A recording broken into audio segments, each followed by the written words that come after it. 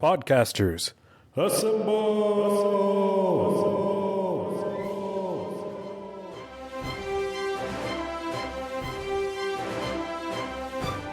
This is Kate from the Blob of the Hut podcast. Hi, this is Arjuna Gonzales from Peace Island. Hello, I am the Robo Gonzales 9001. Eric Slater here from Epic Fails of History. Hey, Chris Carroll here from the Comic Zombie podcast. This is TroytlePower from the Power Playthroughs podcast. Hi, everybody. It's Gabe here from the Every Marvel Movie Ever podcast. I'm Tyler from The Coordinate, an Attack on Titan podcast. I'm Matt in Buffalo from Upper Pylon 2, a Star Trek Deep Space Nine podcast. I'm Paul Salt, voice man over at One Good Thing podcast, and here's my 2 cents on The Force Awakens, starring Simon Pegg. Star Wars, Episode 7, The Force Awakens. Luke Skywalker has vanished. In his absence, the sinister First Order has risen from the ashes of the Empire and will not rest until Skywalker, the Last Jedi, has been destroyed. With the support of the Republic, General Leia Organa leads a brave resistance. She is desperate to find her brother Luke and gain his help in restoring peace and justice to the galaxy. Leia has sent her most daring pilot on a secret mission to Jakku, where an old ally has discovered a clue to Luke's whereabouts.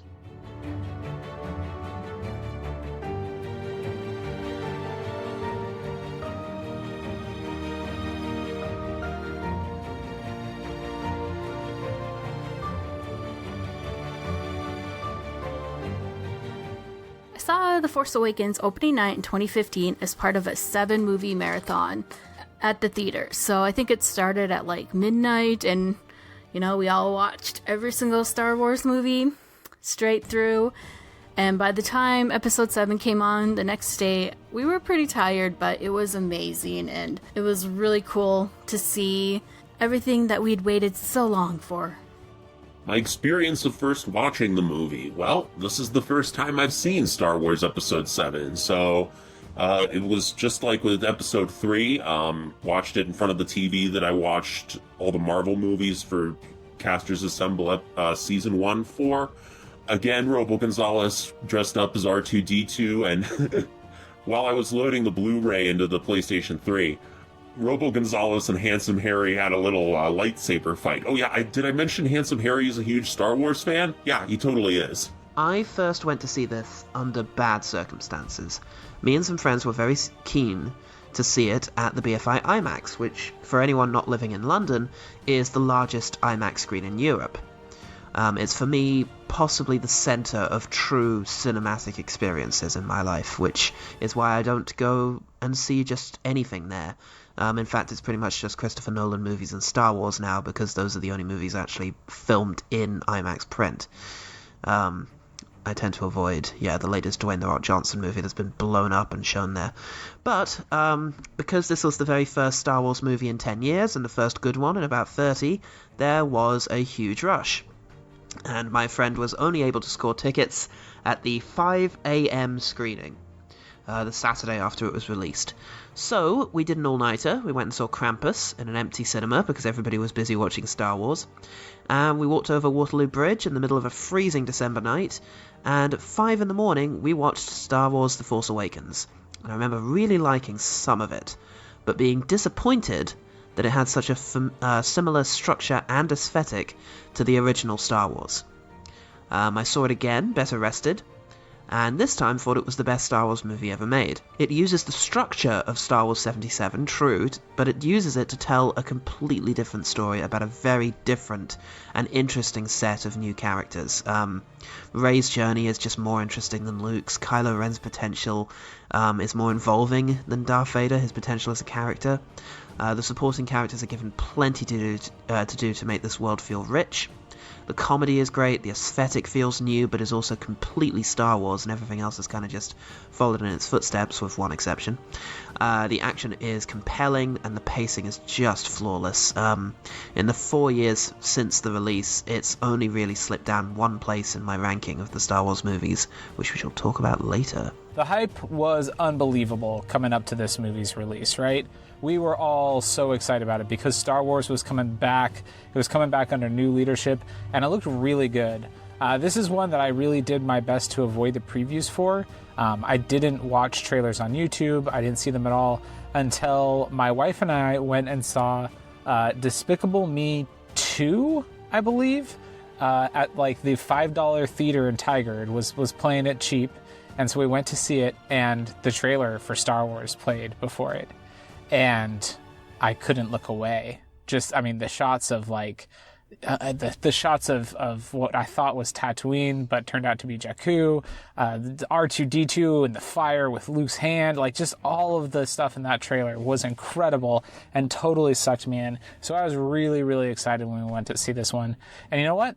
I loved it. So this movie's really special to me, and it's not because I think it's the best movie ever. I mean, it's a really good movie, but it's just all of the hype around it, like before, after, during, I guess. I was just really into it, and this movie's made like a large impact on my life. I had just started dating my now wife around the time this came out.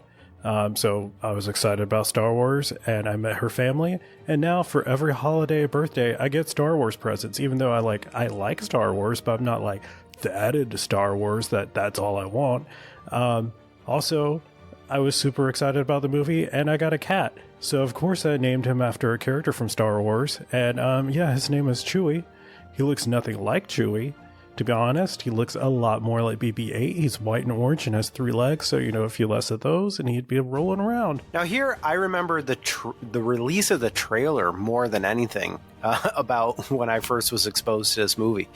I was working as a postdoc at the time in one of those laboratories that just spans an entire length of a building with all these bays that go off a central hallway, and at the end of each one of these bays is the students or lab tech's computer, and you can look down all the way down and see all these computers all lined up with all these heads, and they're all working on Excel or putting together graphs or whatever. And I remember word came out, and I think we knew the trailer was going to release that day, and word spread around that the trailer actually had dropped. And I remember very clearly putting mine on and looking down this row of probably 10, 15 people, something like that, something crazy, and seeing this trailer all pop up on all their computers and everybody tuning in to watch it. Obviously, being in a biology cancer research lab, it kind of concentrates the nerds, I would say, nicely, and everybody sat down to watch that, and everybody with their minds blowing and kind of walking around talking about that one scene of the Millennium Falcon doing that crazy, overly shot spin move through the air. Now, cut to the release. Now, this is a little hard for me to remember what the official story is for my first time seeing it, because all these movies release in December. And when the trailer came out, that was the summer or something like that. And in between there, I left my postdoc and started my current job in industry. And one of my best friends works with me there. And these movies always come out in December. And at that point, we are always off on vacation because we have use it or lose it vacation time. So come December, most of the office is pretty empty. So we do take that as an opportunity to go and watch some movie in, 11 o'clock a.m. showing. And I always go with my buddy. But sometimes, because our scheduling doesn't quite work out, we don't see it until like a week and a half after release or something like that. So I don't want to wait that long. So I tend to sneak out beforehand, see it by myself, again, also in an early showing, and then play all naive and then pretend like I'm watching it for the first time with my buddy. And I'm pretty sure I've done this for this movie, Last Jedi, and Rogue One. And when I actually watch the movie for the first time and when I tell people I watch it the first time is a little bit different. It's kind of my own tradition for all these movies. The Force Awakens is the first Star Wars movie I ever saw in the theater. I am only 16 right now. I was alive for Revenge of the Sith, but I would have been 1 or 2 years old So, 10 years after the fact, when I was 12 I think I was 12 when this movie came out, I was so pumped to see it. I was more hyped than I've probably ever been for maybe anything in my entire life. I was so deep in the speculation because this movie was something people loved and still love to talk about, who Rey's parents were, what Kylo Ren was, like all that stuff before that movie came out, after that movie came out. It was my favorite time of internet speculation that I've ever been around for. In fact, I had this is embarrassing, but in the 5th and 6th grade, I had a movie review blog, and I wrote a review for The Force Awakens. It was the Review Dome, and so that's how excited I was. And I remember we had this class where we would write articles or whatever. It was like an extra period, not even an elective, but my middle school had extra periods. So I was so excited about my review, I read it out to the whole class. Yeah, you can kind of understand how into this movie I was. I saw it 4 times in the theater. I think the number of times I've seen this movie has only ever been topped for me by The Last Jedi, actually, which I saw 5 times. Having grown up on the original trilogy and really, growing up loving the original trilogy, and being someone who is like a fan of film, does not appreciate when people go back and change them so much. I can deal with remakes and reboots all you want, but I don't really appreciate changing the original version. And I understand the director's intent of like, this isn't quite what my vision was, and I want to fix it, and it's this bug, and I have this bug in my brain about it, and I have all this money, and I can do whatever I want with it. It's my thing. But really, once it becomes what Star Wars became, it's not the creator's sole thing anymore. Yes, he owns the right to it, but really it belongs to the fans at that point. And the special editions really did not sit very well with me. I appreciated the fact that they allowed a whole new generation of fans to see these movies in theaters. I certainly wasn't old enough to see them, so I did see the special editions in theaters and really felt like a sucker paying the second and third time. I went to see episodes 1 and 2 in theaters. Did not, I'm glad some people liked them. I didn't enjoy them. Episode 3 was a little bit better, but by this point I had a really low opinion of Star Wars. I did not really, it seemed like the only version I liked was the only one that no one was ever going to get to see. So when they announced episode 7, I was a little skeptical. Well, no, I was a lot skeptical. At this point, I was like, who cares? They announced J.J. Abrams was going to be in charge. I was like, okay, well, that's kind of cool. Then he confirmed that they were bringing back the original, we'll call them trilogy of characters. Well, the original trilogy characters in general, the whole gang. And got really excited, and because what we always wanted to see, or at least what I always wanted to see after seeing Return of the Jedi a trillion times as a kid, was what happens next, After the Empire falls, what happens? Return of the Jedi. Yeah, Luke's a Jedi now, but is he the last Jedi? And, what's up with him and Leia being brother and sister? That came out of left field. There's got to be something going on there. Like, what happens next? And so when you get episode 7 and they're saying it is a follow-up to episode 6, yes, it's much later because, it's been, 40-something years, roughly 30-something years at that point. It was really exciting. And you see the first trailers and you get really excited. And the movie is really good.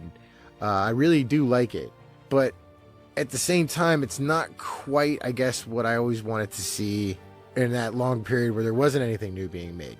What happens next? And yes, it is kind of what happens next, but it's really more what happens after what happens next.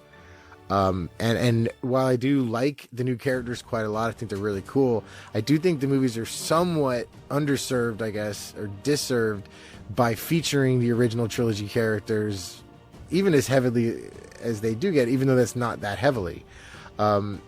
Just because anytime you see, Han Solo and Chewbacca on the Millennium Falcon, or you see Leia and Han interacting, or you see Luke do anything, you kind of be, oh man, I want to see what to do next. You kind of want to see more of the movie you're not seeing. And 7 does a good job of keeping Han in the action and Chewie and everything like that. And that's enjoyable and appreciated. But it almost becomes, you want to see the movie you're not seeing more than the movie you're seeing.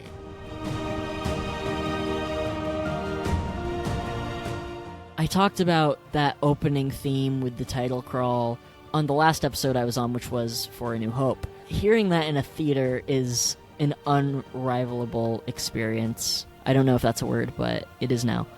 Every time, I think that's a big part of why I saw Force Awakens and Last Jedi in theaters so many times, is because if I can go hear that theme and see those words fly across that screen in a huge theater with Dolby surround sound, I'm not going to miss that opportunity. So yeah, I'll see all the movies 20 times. Why not? It's surreal, and I couldn't imagine how people felt when that happened in the prequels, and I definitely couldn't imagine being there for the first time when it happened in 1977. Honestly, my favorite music cue was the opening crawl popping up again, just because I wasn't sitting there going like, man, this is going to be bad again, for like the 6th time. It took me back a little bit, and I really liked that. Right off the bat, this movie's got one of the coolest scenes, I think, in all of Star Wars. It does start with something confusing, though, because it's saying in the opening crawl that, one of the best pilots is on his way out to an old friend of Princess Leia's, and we meet the guy, and Poe's talking to him, and he's like, General, to me, she'll always be royalty. And I was watching the movie like, who's this? Do we know this guy? Was this somebody we knew? And I gather that it's not. I mean, maybe it's an expanded universe thing, but I don't think it's supposed to be one of the minor characters from Return of the Jedi or anything like that. It's just somebody new. Max von Sydow. I had no idea he was in the movie, and I was kind of a little bit giddy when I saw him show up right at the beginning. But that's not what I'm talking about when I talk about one of the coolest moments in all of Star Wars. What I'm talking about is, of course, the entrance of Kylo Ren, where he freezes that blaster bolt. Poe takes a shot at him, Kylo Ren just puts his hand up, and the bolt stops in midair. And then some stormtroopers go up and they grab Poe and they bring him over to Kylo Ren, and he walks by the blaster bolt, and you're just like, oh my god, it's just frozen there, and it's crackling. It's so intense, and it's so cool, and it's such an excellent entrance for Kylo Ren, who I think is really kind of a cool villain. He's terrifying in terms of his power. He is not so powerful with the Force, and he has no self-control whatsoever. You see that when he finds out that the droid got away, and he just ignites his lightsaber and hacks a computer console to nothing, and all while the guard is standing there just watching Ew. My favorite dark side moment would be during the village raid near the beginning of the movie, where Ren freezes the blaster beam in midair, and it's just hanging in midair and sort of floating around as they're dragging Poe over. It was just an incredibly cool special effect to see, even compared to some of the stuff we saw in Episode 3, which I guess would be the most recent Star Wars movie before this. It's so cool. It's something we've never seen before. Not even in games, I don't think, remember seeing someone grab a blaster fire like that, and it immediately establishes him as a threat, and it shows his power, and he kind of undoes that later, but at that moment he's real scary. Well, he's scary for other reasons later, because he's a complete psycho, but yeah. I really love Kylo Ren. I think he's the most compelling and interesting character in this entire franchise. I love Adam Driver's performance, I love the outfit, Williams' theme for him is amazing. So yeah, from here on out, my favourite dark side moments are actually going to be my favourite Kylo Ren moments. So as much as I love the power of Han's death scene, and the humour of Kylo Ren's tantrums, I'm going to go with his introduction into the franchise. His big scary ship lands, and he has that cool voice as he interrogates Max von Sydow, and then he looks cool as he kills Max von Sydow, and then he stops a blaster shot in midair, which is something we've never seen before, and is just awesome. And the sound effect it makes is it's kind of sizzling in place, and that he's using it as a interrogation device was really, really creative, and it's really cool way to start the movie off and show that this is a whole new kind of thing. A lot of people say that this is the quippiest Star Wars movie, and I know a lot of people get annoyed by that, and I have complained in the past about useless quips. I really enjoy the do you talk first or do I talk first? I like Poe Dameron a lot. I think he's been extremely underutilized in pretty much both movies that he's been in so far. But that's a great moment. It's not technically the first line, because the first line is delivered by the great Max von Sydow, but it's still a wonderful moment in that movie.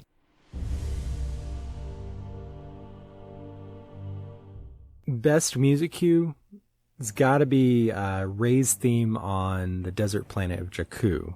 I think it first starts when she's scavenging in the middle of a crashed Star Destroyer, but you kind of hear it as she's journeying across the desert, and I don't know, it's a really cool theme, and it's they kind of do a lot of good character building without a lot of dialogue, if that makes sense. It's a bit more subtle at points in this movie, but the musical score is once again super on point. There are a number of really lovely musical cues throughout this. Rey's theme is very much at the center of that, and you can see that it's been showing up as a reoccurring motif through a lot of these movies, of course. Just gorgeous. It's kind of humble and playful, and it really bespeaks a character who's full of energy and charisma, but also has something just a little bit tragic about her. It's probably the best new theme that Williams has composed. Favorite supporting character? It's got to be, I don't know his name, but it's Simon Pegg's monster character in 4 credits. That guy, that's a terrible, don't do that.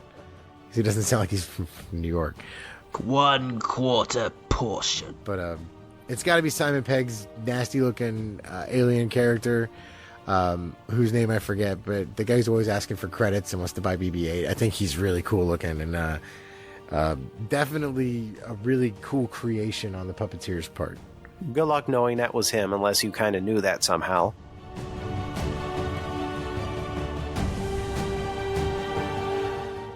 One of the cool things about Force Awakens is that it gives us some great reintroductions to characters that we love, right? We meet C-3PO again, we meet R2-D2 again, Han and Chewie, we meet Leia again, and at the very end we meet Luke again, but none of those entrances are nearly as cool as the reintroduction to, maybe the best fictional vehicle ever created, right? It's the Millennium Falcon. I love the introduction of the Millennium Falcon, because what happens is Rey and Finn are running away from the stormtroopers. They're attacking Jakku. They know that they've got BB-8, and they're like, oh, we got to get away. And they're running to this ship, and she's like, that ship will get us out of there. And if you're watching the movie, you're like, and you've seen the previews, you're like, is it the Millennium Falcon? Are they running the Millennium Falcon? Oh my God, the Millennium Falcon. And Finn's like, what about that ship? It's closer. And she's like, it's a piece of junk. And then they keep running, and then the ship they're running to just gets exploded. Very much dead. Very boom, gone. Goodbye, ship. And then Rey's like, all right, the trash will do, or the junk will do, whatever it is. And the camera pans over, and it's the Millennium Falcon. And you're like, that's the junker. I dig it.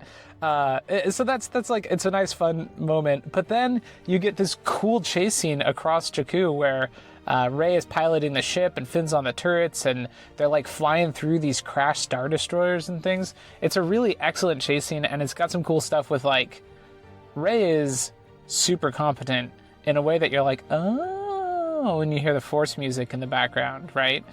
Because like, oh shoot, she's got the Force, man. She's totally got it. So I like that. I like the entrance of Millennium Falcon. I like that chase scene. It's good stuff. My favorite ship/vehicle, I gotta give it to the Millennium Falcon again. It's an oldie but a goodie. I noticed they've slightly changed in this episode, like the look of the TIE fighters, for example.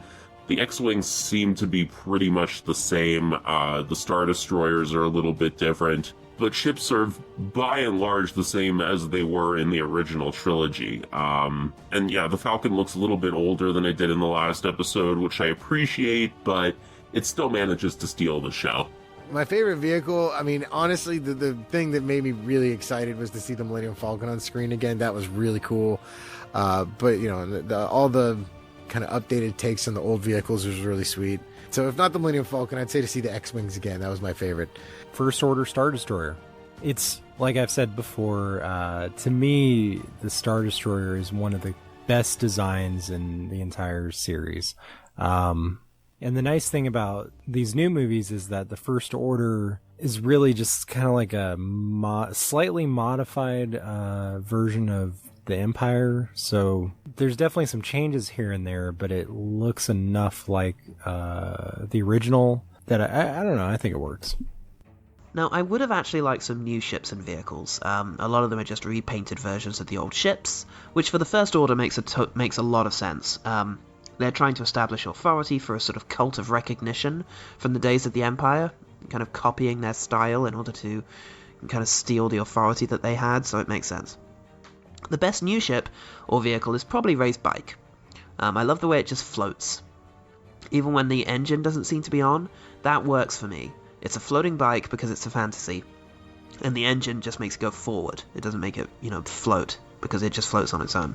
I like Kylo Ren's command shuttle. That thing is kind of pretty sweet looking. It looks like a bat, and it really goes along well with his goth personality. My favorite ship from this film is definitely Poe and Finn. From the minute they meet, they have chemistry. And I want to see it go somewhere. And I feel like it's so there. Like when they get back together, like they realize they're both alive, and Poe lets Finn have his jacket because it looks good on him. Like there is a connection, and I want to see that explored more deeply.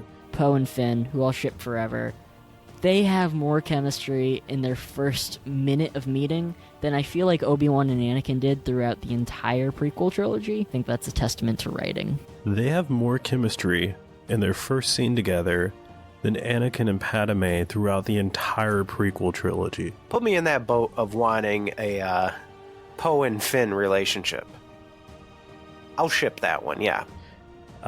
Also, speaking of Finn, I fostered a cat, and around the time this came out, and its name is Finn now, and it also has a sibling named Kylo.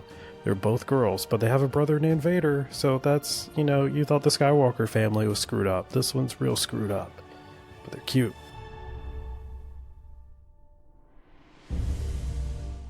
One of my favorite lines is when Han Solo and Chewie first walk onto the Millennium Falcon, and Han Solo says, "Chewie, we're home." And I love that line because every time me and Chewie come back from the vet, I go, "Chewie, we're home." I think my favorite, most memorable, least necessary characters in The Force Awakens are the Guavian Death Gang and Kanja Club.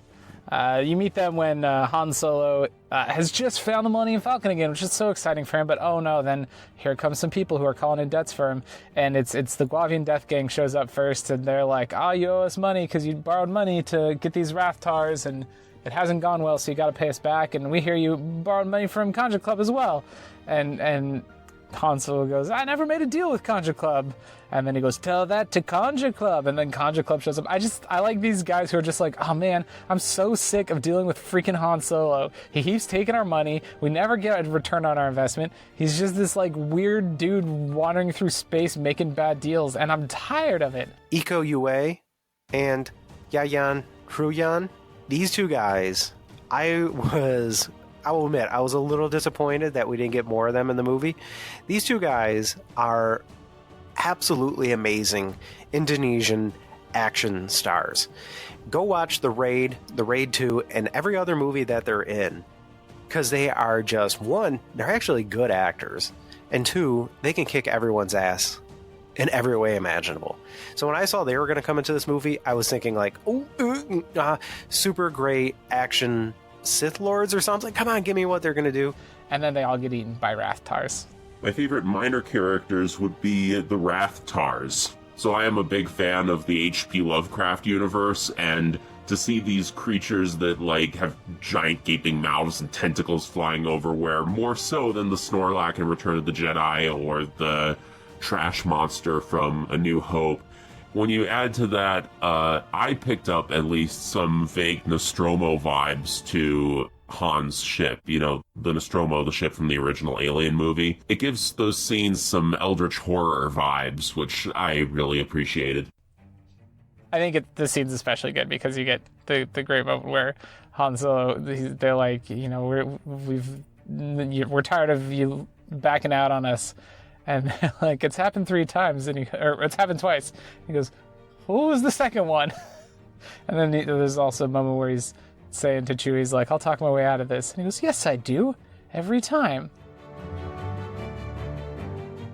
Oh man, now I want a Star Wars Lovecraft crossover. Which that Doom map set Strange Eons. It reuses the trash monster from Star Wars Dark Forces, but anyway.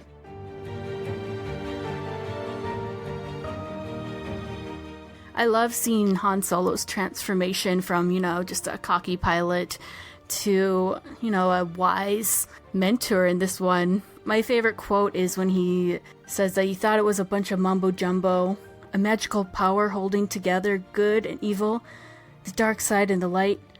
Crazy thing, it's true. The Force, the Jedi, all of it. It's true.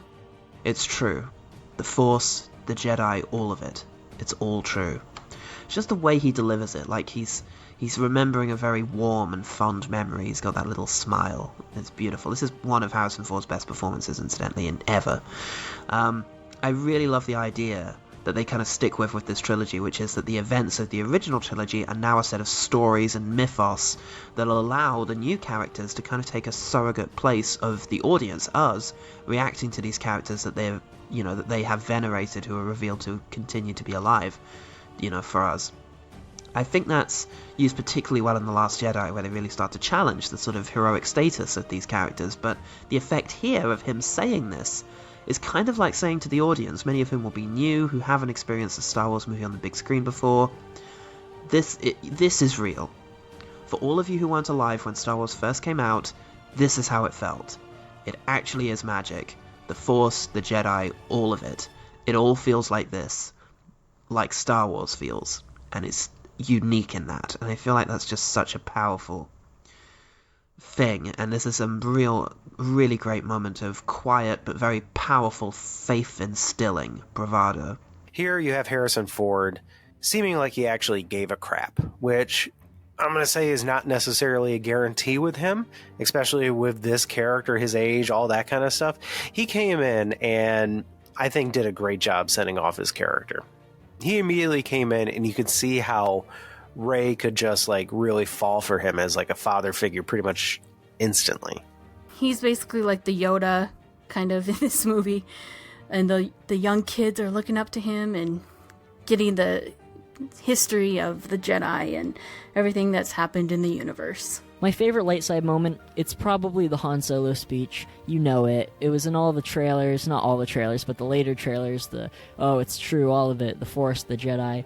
It's a wonderful moment. It's great to see this guy, and I'm not even talking about Han Solo, I'm talking about Harrison Ford. This guy who hates Star Wars come back and talk about all the dorky shit that we wanted to hear him talk about for 30 years at that point. And it was just, it's a wonderful moment. There's that line in A New Hope that I love, which is, hokey religions and ancient weapons aren't no match for a good blaster exercise. This is kind of him growing as a character and coming full circle, because I think The Force Awakens is really more Han's movie than it is Rey or Finn's. And it's, spoilers, it's obviously his last movie. Side characters, I really like Maz Kanata. She's not just a cheap Yoda ripoff. She's a millennia-old pirate who's just been living a rough-and-tumble life and knows how to look after herself, and you should listen to her. She's connected to some mystical stuff, but only really because she's been around the block a few times and she knows the score. She's a very down-to-earth character who's savvy and knows what's best for you. Like a space mum. Lupita Nyong'o's performance is just perfect. She really captures the idea of this sprightly old soul, and I hope we get to see more of her in the final movie of this trilogy. What an awesome character. She's probably about the same age as Yoda, has a lot of stories to tell, and I would love to see some more of those explored.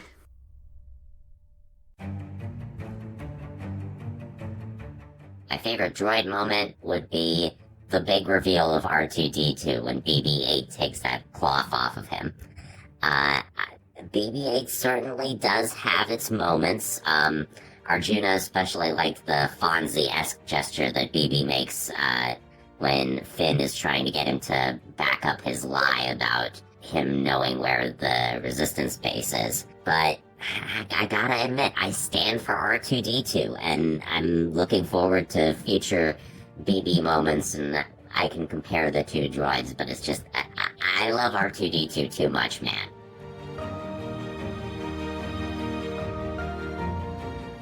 So my favorite light side moment would be when Rey has been captured and Ren is trying to get the last fragment of the map to Skywalker out of her head. And they have this battle of the minds, I guess you could call it, that is every bit as tense and exciting as any lightsaber duel in this episode.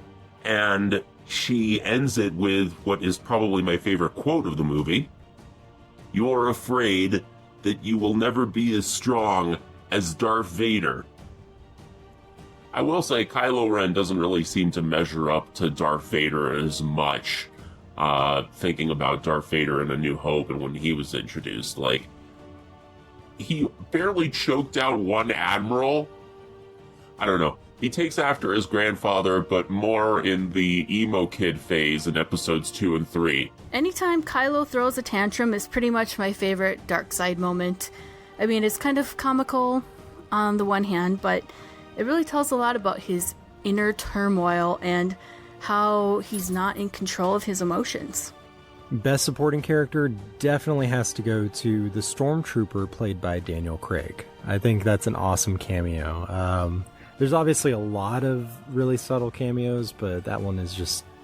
It's such a good scene, and yeah. Yeah, he sells it.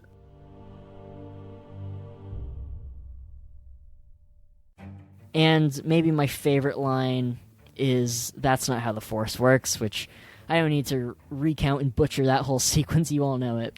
My favorite quote is Han Solo to Finn, where he says, "That's not how the Force works." I don't really have the context for that. I just thought that was funny. My favorite quote is when Han Solo, Finn, Chewie are on Starkiller Base, and Han Solo finds out that Finn doesn't know what he's doing. And Finn's just like, "We'll use the Force." And Han Solo's like, "That's not how the Force works." It's great, because he used to not believe in the Force. Best dark side moment, probably when Kylo, spoilers, kills Han Solo. That was kind of a rough scene. I mean, it was very well done. It was definitely earned, and I really want to see Chewbacca get revenge on Kylo after witnessing that. It's heartbreaking, and yeah, it's really a defining moment for both characters. Which reminds me of my favorite quote when Han Solo tells Rey, "It's true, all of it." I think that line really demonstrates how far Han Solo's come as a character, because, you know, back in episode 4, he was very skeptical, let's say, of the Jedi and the Force and all that. But because of his experiences in the last however many years, 30, 40 years, he's really come a long way. And I think that's some good character growth. It's when Han Solo dies. How could it not be?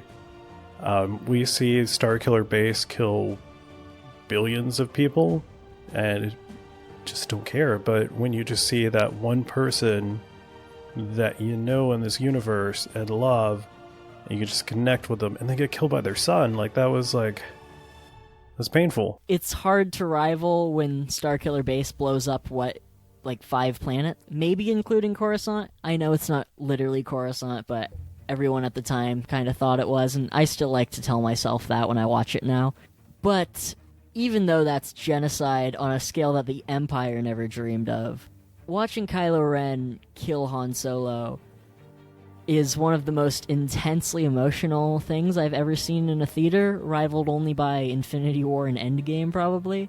It's a hard thing to see this character that's been loved by generations before I was even born, watching him be murdered in such a vicious way. It's probably the most memorable moment of the entire film. And it's interesting that these later movies, The Last Jedi and what looks to be The Rise of Skywalker, it looks like they're going for some sort of redemption arc with Kylo Ren, but I don't know if they can ever fully redeem the man who killed Han Solo in pretty cold blood. There's theories that Han killed himself with that lightsaber because we don't see who ignites it, but that look of shock on his face before he falls into an abyss, this is horrible to say actually, but my Gmail profile picture is that face that Han makes while he's being stabbed. I'm a monster, but I don't even know what you can say about that moment that hasn't been said. It's one of the most beloved characters in cinema being murdered by his own son. That's all there is to it. His own son, who was failed miserably by the hero of of the original trilogy, Luke Skywalker.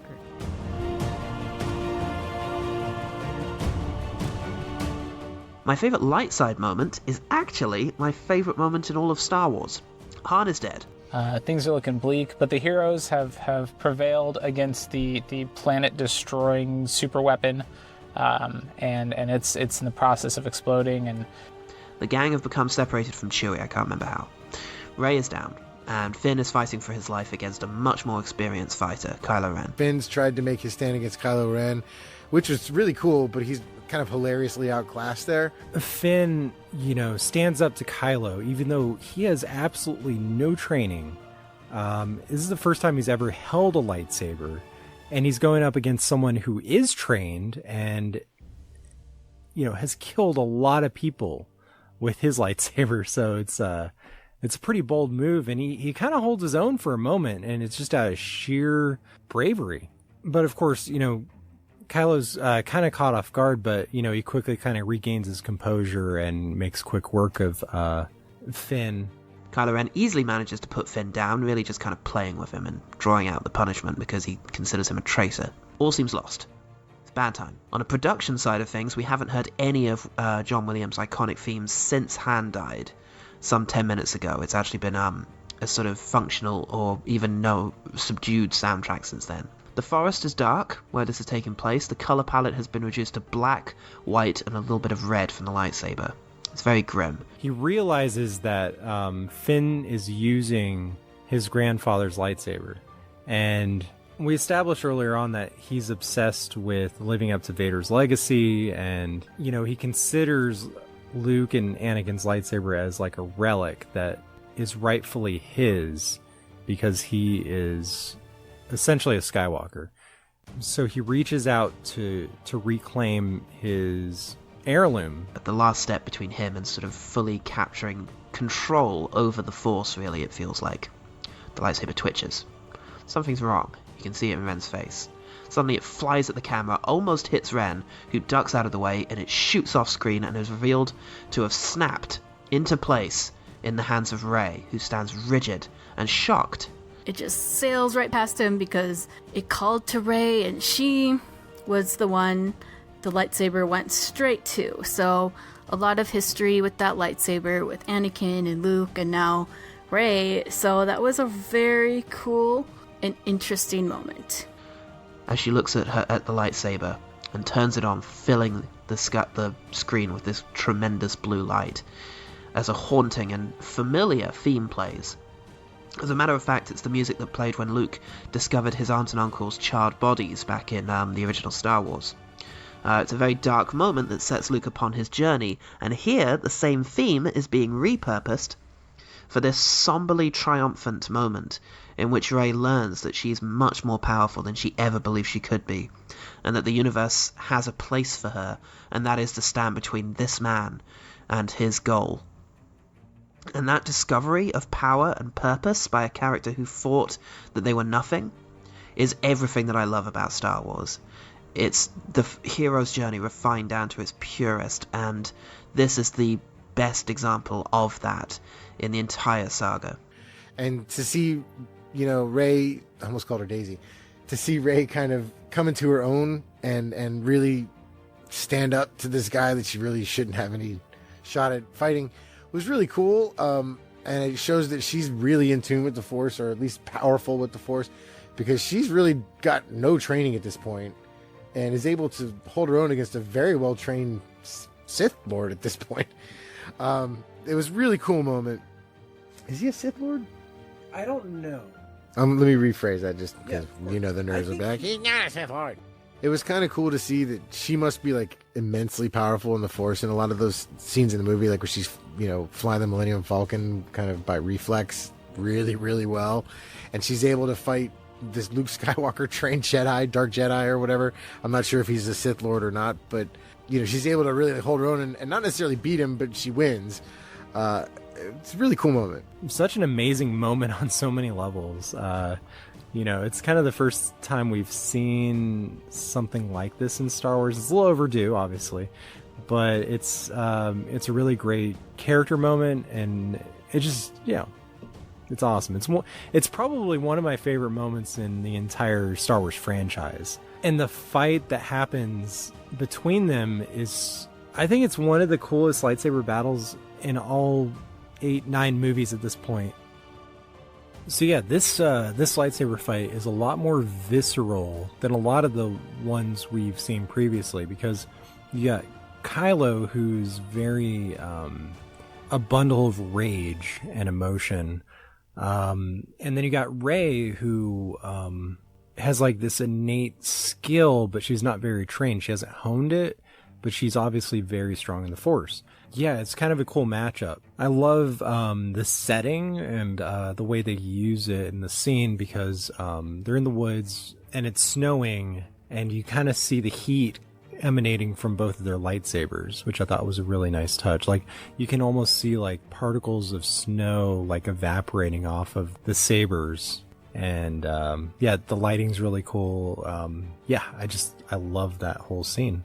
Rey catching that lightsaber out of the snow, that's another moment that I think people went really hard for when it came out. And it's still wonderful, because even though now we know who catches that lightsaber, I know a lot of people at the time were like, oh, it's going to be Luke or something, kind of like how he got that lightsaber in the Wampa Cave out of the snow. That's just an amazing moment, a great music cue. It's a beautiful moment and leads to maybe the best lightsaber fight on screen that we've ever had. Don't at me. I also really like when Rey taunts Kylo Ren and tells him that he's scared that he'll never be as powerful as Darth Vader. Just that mention of the name Darth Vader, a character that we've seen parodied 1,000 times and we've seen the movies so many times, hearing his name for the first time in 10 years is very jarring and really scary in a way.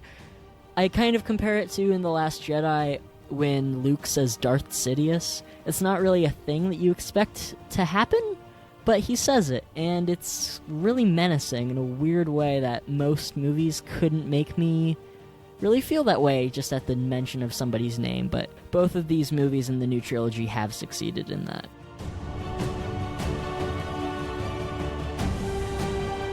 For my favorite musical cue, I'm gonna cheat and say Jedi Steps / end credits.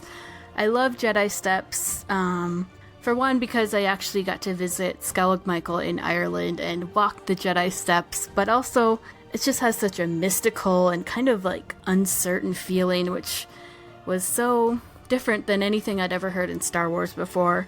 And then it goes right into the end credits, which is amazing, and it has some of my other favorite tracks, which are Rey's theme and March of the Resistance. I am so glad I got around to watching The Force Awakens, man. This is as good as anything in the original trilogy. I walk away from it thinking, this is a Star Wars film. When I read some of the reviews of it when I was ordering the disc off Amazon, some of them criticized it as like just a redo of A New Hope, and I can kind of see why some people might think that. Especially since, I mean, come on, Jakku is Tatooine. You're not fooling anybody. But by the end of the movie, yes, they're, destroying a giant Imperial base that can destroy a whole planet. But by the end, it's different enough that it didn't feel unoriginal. When this movie came out, it was like a warm hug from a family member that you hadn't seen in like 20 years. A lot of people like to complain that this movie was too similar to the original Star Wars movie. And I get what they're saying, but that was kind of the point. I mean, this was after the prequels, which were obviously not what people were hoping for, to say the least. And this movie came along, and the whole point was to kind of reassure fans of the original movies that we get it. This is the Star Wars you remember. This is the Star Wars you love. And the thing is, yes, tonally, it's similar to the original movie, but there's a lot of very distinct differences. And I think that's sort of the charm of this movie, is it feels familiar, but it's also not. Probably sounded better in my head than it did when I said it out loud, but I'm sticking to it. To me, this really does a lot of things. It's a huge nostalgia bomb for fans of the original trilogy, but it's also a really great introduction to a new generation. And characters like Rey and Finn are not only good characters in their own right, but they're kind of something that the series has been missing up until this point. And I love it. I think representation really matters. And I think to take one of the biggest franchises and make your leads, like to actively choose to not have another white male protagonist was a brilliant move. The casting is absolutely masterful with this. Each cast member is wonderful, and they nail their individual characters just perfectly. They become like the iconic person in each one of these. Not only that, the chemistry between each one of them is fantastic. And then Kylo, his interactions with everybody, they're just all so clear and interesting right off the bat. And not only that, they can do all the great emotional stuff that not necessarily everybody could do in the previous two trilogies of this. You can see they're giving Adam Driver quite a bit of dramatic meat to work with here, and I think he does a great job with it. You couldn't always say that about some of the leads in the previous franchises. I love them. Each one kind of is great in their own little ways, but here I think they're just that step above. The top four obviously are the clear standouts here of Ridley, Boyega, Driver, and Isaac. They are all amazing. Really liked the addition of BB-8 and the whole new cast of characters. I really like Rey a lot. I love them bringing back the mix of digital and practical effects. I think that was sorely missed. The over-reliance on CGI in the previous really 6 films because of the re-release of the special editions. The big sin those movies created in my eyes was the over-reliance on CGI and adding CGI scenes that weren't needed and so on. So that's a whole different thing. But to see them come back to what made Star Wars great, the use of, I don't know how much miniatures they used on Episode 7. I doubt they used many, but the use of that kind of practical thinking and building this world and making it look lived in and like a real place rather than static one-shot CGI green screen shots over and over and over was very exciting. So I give the movie a lot of credit where credit's due. It's a very good movie. I like that it introduced a whole new generation of people to these characters in this mythos and this universe, and I love the fact that there's now a character that little girls can look up to that can kick some ass, and there's an African American kid who's a stormtrooper who's now a hero, and all these things. Like, that's cool, and I appreciate the representation they're giving everybody and allowing everyone to feel like they're part of this massive universe. I appreciate that. The movie is stunningly beautiful.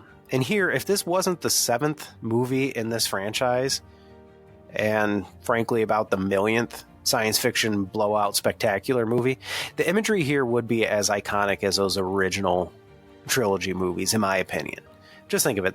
The broken Star Destroyers on the surface of the planet were awe-inspiring. The planet, Starkiller Base, and then every bit of all the action in between. The battle at Maz's temple, around the lakeside. It's just quite beautiful stuff. This is, I think, what the promise was of that original, or the prequel trilogy. Revisiting this dated kind of Star Wars universe. It was very 70s, let's admit that. But now let's visit it with modern technology and see how it works. And the prequels probably weren't ready for that. They bit off a little bit too much than they could chew with all the CGI. Here now, it all feels so real and so tangible. I'm sure there's more CGI here than we would ever really think, just little augmentations or whatever.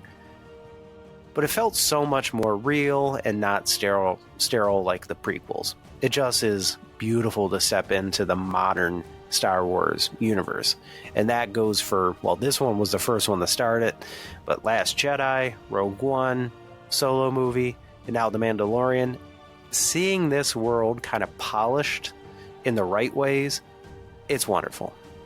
This is an amazing start to a trilogy. There's a lot of controversy. I'm really nervous about The Last Jedi episode because people have opinions, and I have opinions, and I don't totally know how I feel about everything. Sometimes I feel pretty tired with everything that goes on behind the scenes and in front of the scenes in a lot of cases with these movies. The Force Awakens is a movie that no matter how many times you target it and you nitpick on it, for me, it doesn't do any wrong. I think it's not a perfect movie, but to me, it kind of always will be. I don't know if that's tethered to my experience with seeing it for the first 4 times, or my good memories I've had watching it since the theater, but I don't care why I think that. I just think it's a wonderful movie. And a great start to the trilogy. Maybe too many mystery boxes, but like I said, this was a time where fan speculation was running rampant in a very good way. I think between this and Batman v Superman, which these two movies went very opposite routes as far as quality and payoff, as far as I'm concerned anyway. Those were maybe my favorite movies to speculate, so around late 2015 and early 2016. I'd put Civil War in there too, actually. This is what Star Wars needed, though, most of all. After the prequels, which people were mixed, and 10 years without a Star Wars movie in the theater, a live-action Star Wars movie in the theater for you Clone Wars fans.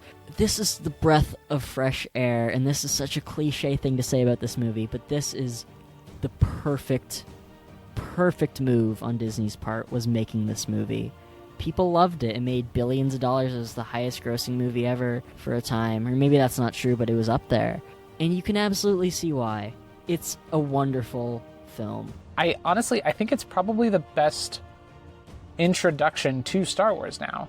I think that if you want to get somebody to watch Star Wars, have them watch Force Awakens. Because the prequels are a tough place to start. Because, story's not that great, and the originals can be a tough place to start because they're dated. They're very dated at this point. If you didn't grow up loving them, coming into them now can be a little bit tough. The Force Awakens, it looks great. It's got fantastic action. It's got a terrifying villain who's interesting and complex, and I think it's just a great movie. And I watched it with my son. It was adorable. While he was like 2 days old, he was sleeping on my chest while I watched The Force Awakens. So he's heard The Force Awakens. He hasn't actually seen it, but he's heard it.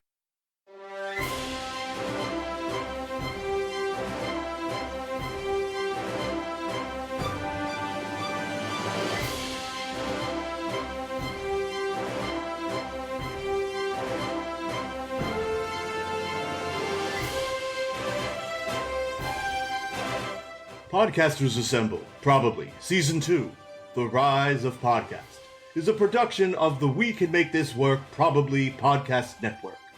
This episode edited and produced by Tyler. Find more of our shows at probablywork.com and learn how to contribute to future episodes of Podcasters Assembled Probably by looking us up on Twitter at Casters Assemble. Submissions are always open. Thank you to everyone who was able to contribute to this episode. Be sure to check the show notes for links to places where you can find them all online. Podcasters Assembled Probably will return in Star Wars Episode 8, The Last Jedi.